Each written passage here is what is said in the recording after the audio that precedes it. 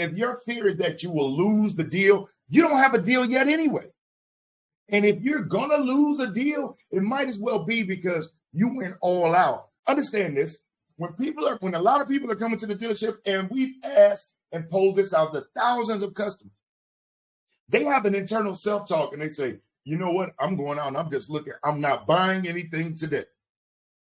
And little does a salesperson know, when you bring up those trigger words, buy it today, it triggers them to think about, I said I wasn't going to buy anything today.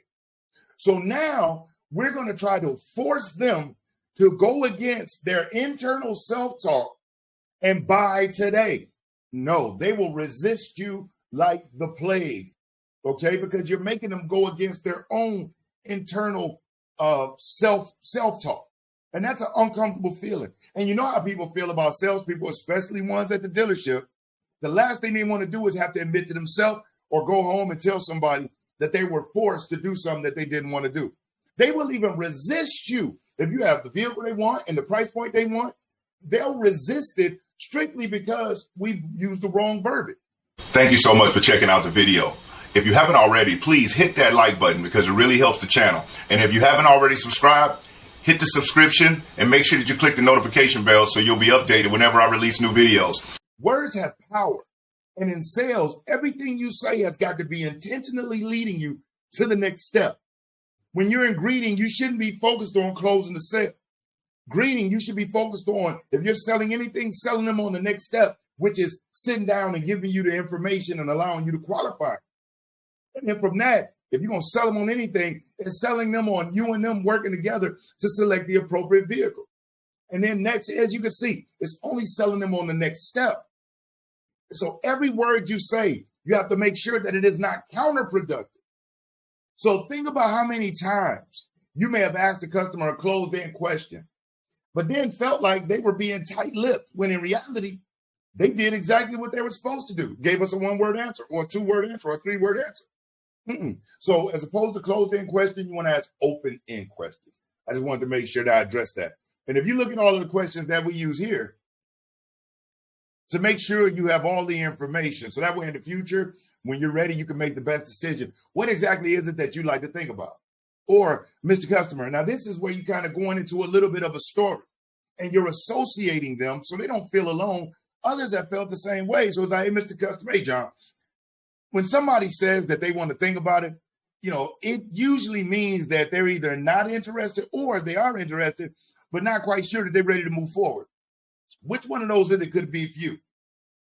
I'm just not quite sure. Awesome. Now, when my other customers have said that they weren't sure about moving forward, it typically came down to one of three things. Either it wasn't the right fit, didn't have the right features, or it was the finance. And you have, which one of those is it for you? You didn't say, is it one of those? No, that's a closing question. We're going to assume, hey, tell me, which one of those is it for you?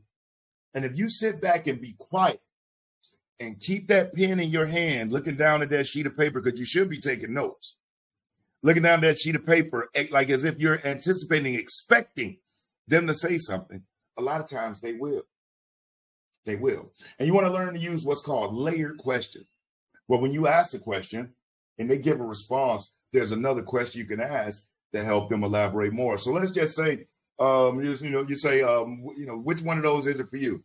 Man, you know what? It's the finances. Really? So tell me, where were you hoping to be financially?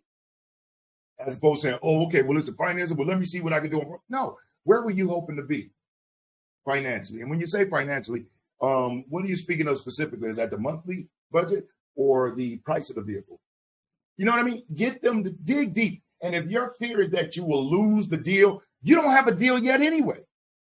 And if you're going to lose a deal, it might as well be because you went all out to try to learn, understand, and to help this person, rather than being a minimalist and failing to help them at all.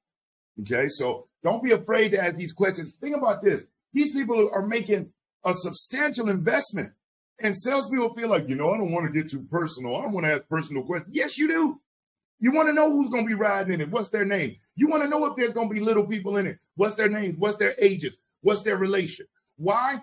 so that when you're explaining the vehicle features, when you're talking about this vehicle, as opposed to saying you and your significant other or you and your kids, you can use specific names that are relevant to them, familiar to them, which helps them paint a better and a clearer mental picture. Please know that in sales, every word you say is helping that customer create a mental picture. Every question you ask is helping this customer create a mental picture. And with the assumption of ownership, when you can get your customers to assume ownership mentally, it makes it that much easier for them to make that smart, safe buying decision to do business with you. So don't rush. People want to know that the person they're dealing with appreciates them, wants to learn more about them. This is why so many people feel the automotive industry sucks. They feel like they're just a number and nobody really cares. They just want to get their business. That shouldn't be the fact. This individual or these individuals are helping you be able to facilitate a specific lifestyle, because without them, you don't earn. So it should be genuine in how we react and how we respond to these customers. And we should genuinely be wanting to ask them questions to learn more and better understand where they're coming from. Okay? Now, the next one. Make sure that you check out the Selling for Success sales training portal. It has sales training courses, audios, videos, manuals, everything you need to catapult your sales results to a whole new level. So remember, check out sellingforsuccess.org, the sales training portal. I'm Brian Maxwell saying again, thank you, and I look forward to seeing you at the top.